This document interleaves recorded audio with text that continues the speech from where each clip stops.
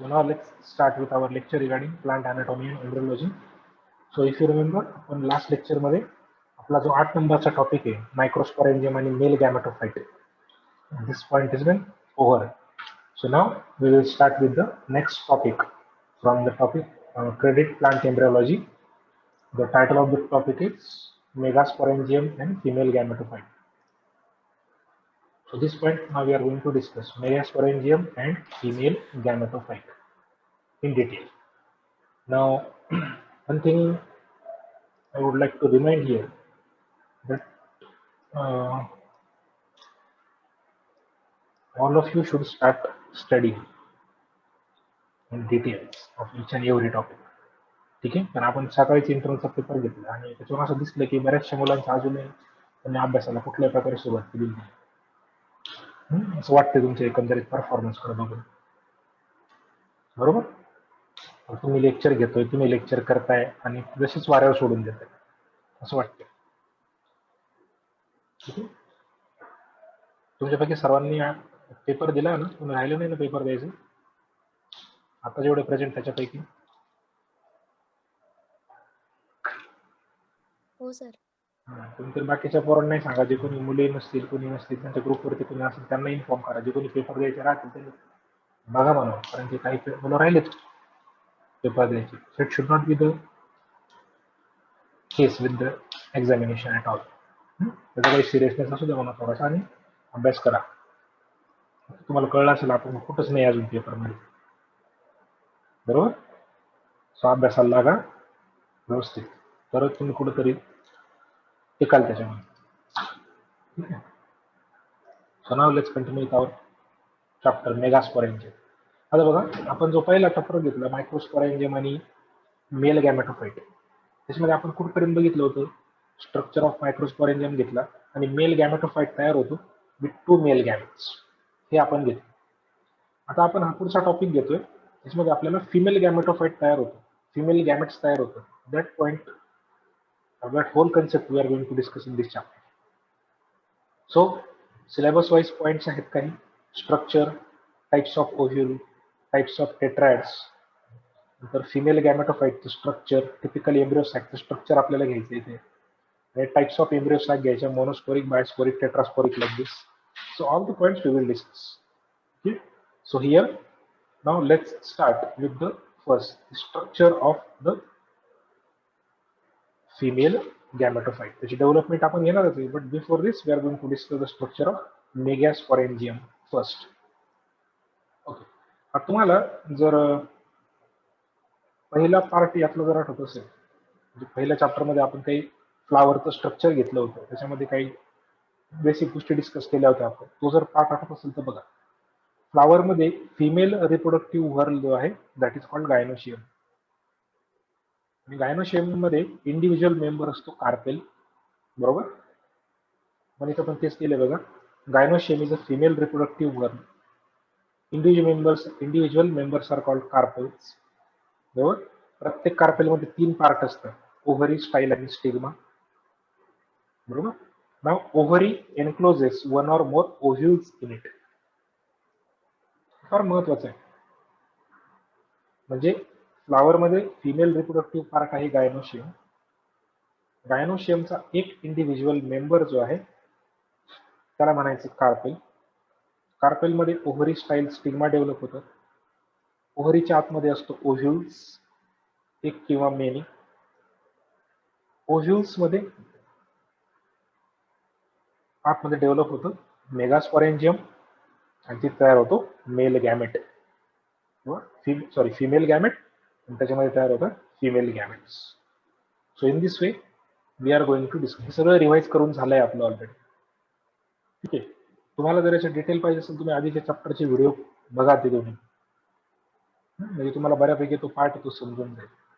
बरेचसे मुलं ते बघत नाहीत आणि त्यामुळे ते राहून जातं. Okay, you should not do that. आता पुढचा पार्ट, ओव्ह्यूललाच मेगास्पोरेंजियम म्हटलं जातं, हे आपण इथं क्लिअर करूया सगळ्यात आधी. Ovule is called age इंटुगमेंटेड megasporangium, म्हणजे ओव्हरीच्या आतमध्ये जे ओव्ह्यूल आहेत त्यांना म्हटलं जातं मेगास्पोरेंजियम. जर तुम्हाला कधी विचारलं गेलं एमसीक्यू साठी की तुम्हाला क्लिअर पाहिजे, मेगास्पोरेंजियम म्हणजेच ओव्ह्यूल. ठीक आहे ना. ओव्ह्यूलचे वेगवेगळे टाइप्स आहेत, ऑर्थोट्रॉपस, एनाट्रॉपस, कंपायलोट्रॉपस, एम्फिट्रॉपस. त्याच्यापैकी मोस्ट ऑफ द प्लांट्स मध्ये टिपिकल आपल्याला ओव्ह्यूल बघायला मिळतो, दॅट इज कॉल्ड एनाट्रॉपस ओव्ह्यूल. आणि म्हणून आपण आता इथे मेगास्पोरेंजियम साठी टिपिकल एनाट्रॉपस ओव्ह्यूलचं स्ट्रक्चर घेतलं. हे फक्त डायग्रामॅटिक स्केच आहे, हे लक्षात ठेवा. टिपिकल डायग्राम आपण ड्रॉ करतोय बिकॉज एनाट्रॉपस ओव्ह्यूल मध्ये मॅक्झिमम प्लांट्स मध्ये एनाट्रॉपस ओव्ह्यूलच बघायला मिळतो. So that's why the type of ovule is a anatropous ovule that we are going to discuss as a megasporangium. So आता आपण जो पॉइंट घेतोय तो आहे structure of megasporangium. For example anatropous ovule. माहित पाहिजे तुम्हाला आपण काय डिस्कस करतो. काय डिस्कस करणार आहे? Structure of megasporangium, that is structure of anatropous ovule here. आपल्याला एनाट्रॉपस का म्हणतात? बिकॉज त्याचा मायक्रोपाइल जो आहे तो इन्व्हर्टेड असतो. ही ओव्ह्यूल जी आहे ती सरळ अपराइट नाहीये, it is inverted. That's why it is called anatropous. और it is a most common type of ovule in angiosperm. आणि म्हणून मेगास्पोरोजेनेसिस सारख्या ज्या प्रोसेसेस आहेत, that means the formation of megaspore takes place within the ovule itself. या सगळ्या गोष्टी ovule मध्ये होतात. and that's why we are going to discuss the structure of a typical ovule. आता इथे मी डायग्राम ड्रॉ केली, तुमच्या समोर दिसत असेल तुम्हाला स्ट्रक्चर ऑफ एनाट्रॉपस ओव्ह्यूल. हे आज आपण डिस्कस करणार आहे डिटेलमध्ये.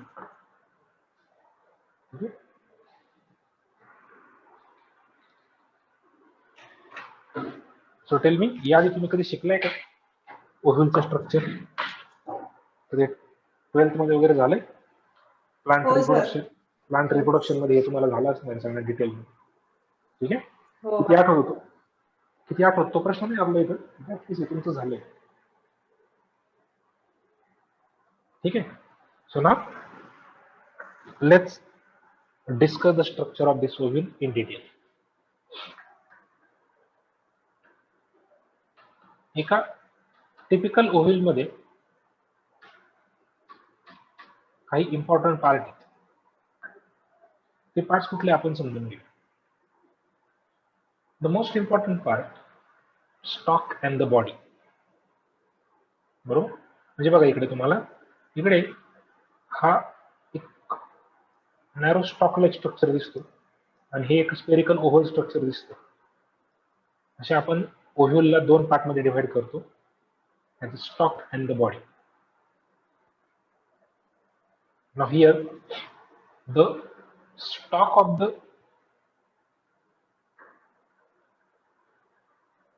ovule is called funiculus. हे नीट समजून घ्या. इथंच मी सगळे पार्ट एक्सप्लेन करतो, इथंच तुम्हाला सगळं स्ट्रक्चर सांगणार आहे, पुढे फक्त थेरॉटिकल दिलेलं आहे. ओव्ह्यूलचा जो स्टॉक आहे त्याला म्हटलं तर फ्युनिक्युलस. म्हणजे हा जो मोठा इकडे स्टॉक दिसतोय तुम्हाला, तो बेस इकडे आहे त्याचा बेस, कारण ही ओव्ह्यूल उलटी आहे, इन्व्हर्टेड झाली म्हणून. ठीक आहे. So funiculus is a stalk of the ovule. आता याचे दोन काम आहेत. फ्युनिक्युलस हा प्लासेंटावरती अटॅच होतो आणि ओव्ह्यूलला फूड न्यूट्रिशन सपोर्ट प्रोव्हाइड करतो. आता जिथे फ्युनिक्युलस आणि ओव्ह्यूलची मेन बॉडी जिथे एकमेकाला अटॅच होतात त्या पॉइंटला म्हटलं तर हायलम. बघा हा पॉइंट इथे मेन्शन केला आहे. इथे म्हणजे जिथे स्टॉक आणि ओव्ह्यूल यांची अटॅचमेंट होते, that point of attachment is called hilum. and the vascular strand present in the funiculus is called raphe. फ्युनिक्युलसच्या आतमध्ये जो हा जो इथे पिंक कलरने दाखवलाय मी, जो व्हॅस्क्युलर स्ट्रँड आहे त्याला म्हटलं जातं रॅफे. सो असे स्टॉक बद्दल हे 3 पॉइंट झाले. ऍक्च्युअल स्टॉकला म्हणायचं फ्युनिक्युलस. फ्युनिक्युलस आणि ओव्ह्यूल याचा जो पॉइंट ऑफ अटॅचमेंट आहे त्याला म्हणायचं हायलम. आणि फ्युनिक्युलस मध्ये जे व्हॅस्क्युलर स्ट्रँड आहे किंवा जो कंडक्टिंग टिश्यू आहे that is called as raphe. So tell me, हे 3 पॉइंट समजतायत?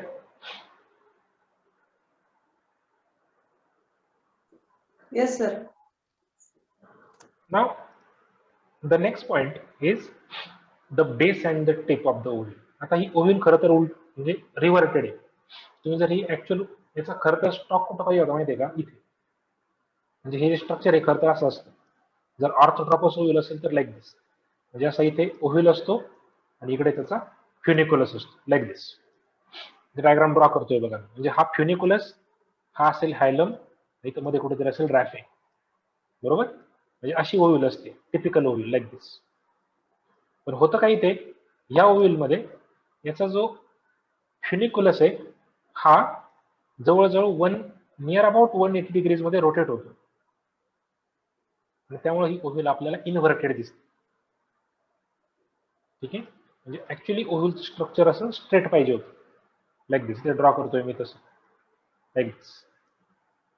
म्हणजे इथे हा फ्युनिक्युलस, इथे हा पॉइंट हायलम, इकडे याचं टिपचा पोर्शन आणि इकडे हा बेसचा पोर्शन लाईक दिस.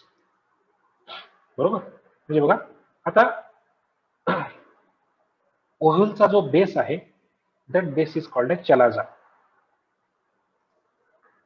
म्हणजे ही जर ओव्ह्यूल जर स्ट्रेट असेल तर इथे चलाजा असणार आहे. बघा ह्या पॉइंटला इथे मार्क करतो, इथे बेसला इथे चलाजर पॉइंट असेल. बरोबर? पण आता ही ओव्ह्यूल इन्व्हर्टेड असल्यामुळं याचा चलाजा हा अपवर्ड दिसतो आपल्याला, आणि याचं जे ओपनिंग आहे ज्याला म्हटलं तर मायक्रोपाईल इथं असेल. बरोबर? म्हणजे 2 पॉइंट आहे, बेस आणि opening. Base is called chalaza and opening is called as a micropyle. Over. So the base of the ovule is called the chalaza. Now here, and while the opposite end there is a presence of one very small microscopic opening called micropyle. आता typical ovule जो आहे, anatropous ovule जो आहे, that ovule consists of 2 protective coverings.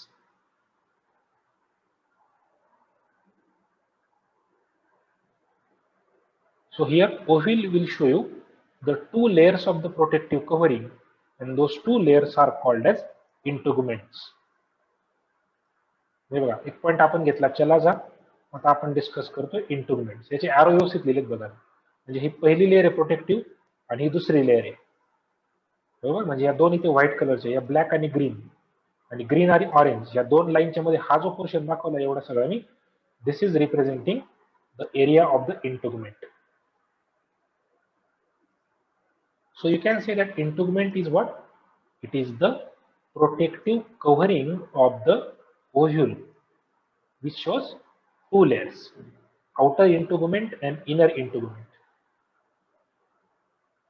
Now these outer and inner integuments are not continuous. They are completely surrounding the ovule except one very small point called micropyle. जर इथं मायक्रोपाईलच्या इथं जर पाहिलं तर बघा इथे इंटुगमेंट हे कंटिन्युअस नाहीये. इथे एक छोटंसं ओपनिंग राहतं, त्या ओपनिंगला म्हटलं जातं मायक्रोपाईल. ठीक आहे? आता इनसाइड द इनर इंटुगमेंट, इथे बघा ह्या ऑरेंज कलरने, इथे येलोइश कलर मध्ये तो दाखवलाय मी, that tissue is called nucellus. ठीक आहे? आणि इथं तर खरं मेगास्पोरेंजियम रिअल मध्ये इथे चालू होतं, दॅट इज कॉल्ड न्यूसेलस. हा डिप्लॉइड न्यूट्रिटिव्ह टिश्यू आहे जो इनर इंटुगमेंटच्या आतमध्ये प्रेझेंट असतो, न्यूसेलस. आणि न्यूसेलसच्या आतमध्ये हे जे कम्प्लीट व्हाईट स्ट्रक्चर मी इथे दाखवले, this is called as embryo sac. बाकीचं नंतर वाचा तुम्ही, जेवढं मी मार्क करतो तेवढंच बघा. बेस आहे चलाजा, टीप आहे मायक्रोपाईल, 2 प्रोटेक्टिव्ह कव्हरिंग जे त्याला म्हणायचं इंटुगमेंट्स, इनर आणि आउटर. इनर इंटुगमेंटच्या आतमध्ये एक डिप्लॉइड न्यूट्रिटिव्ह टिश्यू असतो, parenchymatous, that is called nucellus. आणि न्यूसेलसच्या आतमध्ये आपल्याला एक मल्टीसेल्युलर स्ट्रक्चर मिळतो, that is called as embryo sac. आणि रिअल मध्ये embryo sac is actually the female gametophyte. हे नीट समजून घ्या. Embryo sac is a female gametophyte. तुम्हाला जर एमसीक्यू ने विचारलं गेलं की फिमेल गॅमेटोफाइट म्हणजे नेमकं कोण ह्या सगळ्यातला, your answer should be embryo sac. This is the proper female gametophyte. एवढे पाठ समजले का?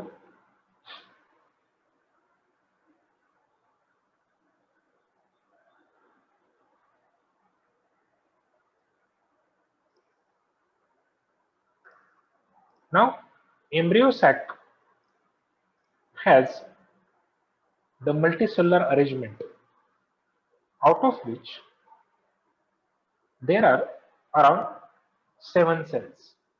बघा, embryo sac मध्ये 7 cells असतात. Now these 7 cells are having unique arrangement,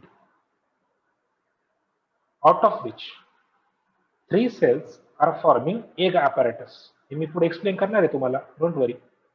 but मी थोडंसं आता इथे रिवाइज करतोय. एम्ब्रियो सॅकच्या मायक्रोपायलर एंडला, डाऊनवर्ड अपवर्ड असं म्हणायचं नाही आपण, मायक्रोपायलर एंड म्हणजे हा जो इथला जो पोर्शन आहे याच्यामध्ये एक ॲपरेटस मिळतं. एक ॲपरेटस मध्ये 3 सेल्स असतात. त्याच्यापैकी जी सेंट्रल सेल आहे ती आहे एग सेल, आणि त्याच्या बाजूच्या ज्या 2 सेल आहेत त्यांना म्हणतात सिनर्जिड्स. आणि टुगेदरली एक एग आणि 2 सिनर्जिड यांचं मिळून एक एग ॲपरेटस तयार होतं, which is present near the micropyle. सेंटरला एक सेल आहे ज्याच्यामध्ये 2 हॅप्लॉइड न्यूक्लिया असतात, that is called secondary nuclei, also called as polar nuclei. And towards the chalazal end, you will find that there is a presence of 3 cells which are also haploid, called antipodal cells. So एका typical embryo sac चं हे structure आहे. embryo sac मध्ये 7 cells असतात. Out of those 7 cells, 3 cells are at the micropyle, 3 cells at the chalaza, and 1 cell is at the center.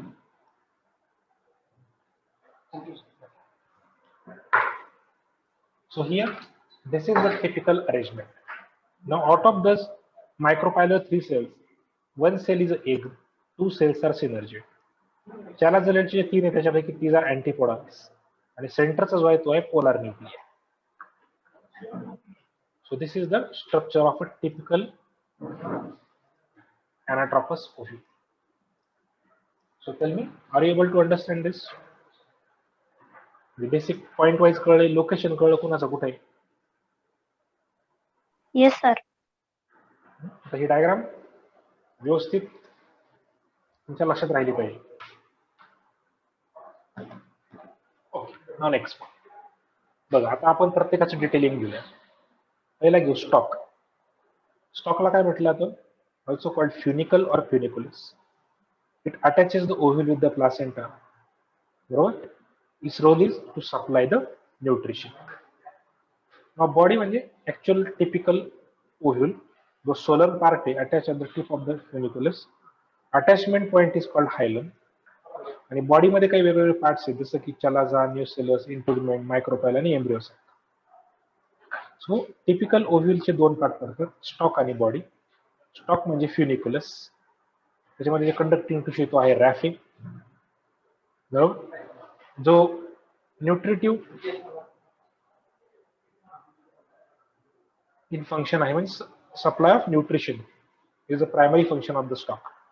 Body, the solar part आहे, फ्युनिकुलसला हायलम ने attached असतो. त्याच्यामध्ये काही पार्ट्स आहेत, चलाजा, न्यूसेलस, इंटुगमेंट, मायक्रोपाइल आणि embryo sac. So most important part पहिला nucellus. हा main central part आहे ओव्ह्यूलचा, which represent the megasporangium proper of the ovule. याच्यावरती तुम्हाला कंपल्सरी एमसीक्यू विचारला जाण्याची पॉसिबिलिटी आहे. न्यूसेलस म्हणजे मेगास्पोरेंजियम प्रॉपर. तुम्ही मेन्शन हायलाइट करतोय, हे एक सेंटेन्स एमसीक्यू साठी नीट लक्षात ठेवायचं. न्यूसेलस म्हणजेच मेगास्पोरेंजियम प्रॉपर. ठीक आहे. It consist of diploid parenchymatous cells. नंतर chalaza, that is the base. Basal part of the nucellus, जिथे इंटुगमेंट्स डेव्हलप होतात, त्या पॉइंटला म्हटलं जातं चलाजा, आणि त्या एंडला म्हणायचे चलाजल एंड. बेसला म्हणायचं चलाजा आणि ओव्ह्यूलचा जो पॉइंट आहे ती डायरेक्शन आहे त्याला म्हणायचं चलाजल एंड. नंतर इंटुगमेंट्स. इंटुगमेंट्स हे प्रोटेक्टिव्ह कव्हरिंग असतात न्यूसेलसचे, ओव्ह्यूलचे, बरोबर. They surround completely except a very small portion at the opposite end. चलाजाच्या एक्झॅक्ट अपोजिटला एक छोटासा स्मॉल पोर्शन ओपन राहतो, बाकी ते कम्प्लिटली सराउंड करतात. दोन इंटुगमेंट आहेत, आउटर आणि इनर, बरोबर. आणि ओव्ह्यूलला म्हणूनच म्हटलं तर बायटेगमिक. हे एमसीक्यू साठी लक्षात ठेवा. बायटेगमिक का म्हणायचं? दोन टेगमिक म्हणजे दोन कव्हरिंग आहेत, इनर आणि आउटर इंटुगमेंट, म्हणून ओव्ह्यूलला म्हणायचं बायटेगमिक. काही प्लांट्स मध्ये युनिटेगमिक पण आहे. आता मायक्रोपाईल, जे स्मॉल ओपनिंग आहे अपोजिट एंडला न्यूसेलसच्या त्याला म्हणायचं मायक्रोपाईल, जे इंटुगमेंटने कव्हर होत नाही. आणि this end of the nucellus is called micropylar end. म्हणजे बघा, ओव्ह्यूलला आता दोन एंड पडला, जिकडे चलाजा आहे त्याला म्हणायचं चलाजल एंड, आणि जिकडे मायक्रोपाईल आहे त्याला म्हणायचं मायक्रोपायलर एंड. अशा दोन डायरेक्शन आपल्याला डिफाईन करता येते. आता आपण घेऊया पुढचा structure of a typical embryo sac. हा ओव्हल हॅप्लॉइड स्ट्रक्चर आहे जो मायक्रोपायलर एंडला प्रेझेंट असतो. म्हणजे पूर्ण न्यूसेलसच्या मायक्रोपाईलला हा इथं प्रेझेंट असतो. इकडे मायक्रोपाईल असेल, it is present at the micropylar end. It is also called as female gametophyte. Embryo सॅकलाच म्हटलं जातं फिमेल गॅमेटोफाइट. नाव हे वाक्य नीट लक्षात ठेवा. It is 7 celled and 8 nucleated structure. हे तुम्हाला कंपल्सरी तुमच्या एमसीक्यू साठी विचारलं जाऊ शकतं. Also called as female gametophyte. That is 7 celled 8 nucleated structure. 7 cell असतात आणि 8 न्यूक्लियाय असतात, बरोबर. आता याच्यामध्ये 3 पार्ट कुठले ते समजून घ्या. पहिला पार्ट आहे एग ॲपॅरेटस, दुसरा आहे पोलार न्यूक्लियाय आणि तिसरा आहे अँटीपोडल सेल्स. सो आता हे डिटेल मध्ये घेऊ आपण. बघा, इथं मी एम्ब्रियो सॅकचं स्ट्रक्चर एक्सप्लेन करतो तुम्हाला. जो हा आहे मायक्रोपायलर एंड आणि इकडे हा चलाजल एंड. ठीक आहे, मार्क करतो मी, तुमच्या लक्षात येईल. मायक्रोपायलर एंडला एग ॲपॅरेटस प्रेझेंट.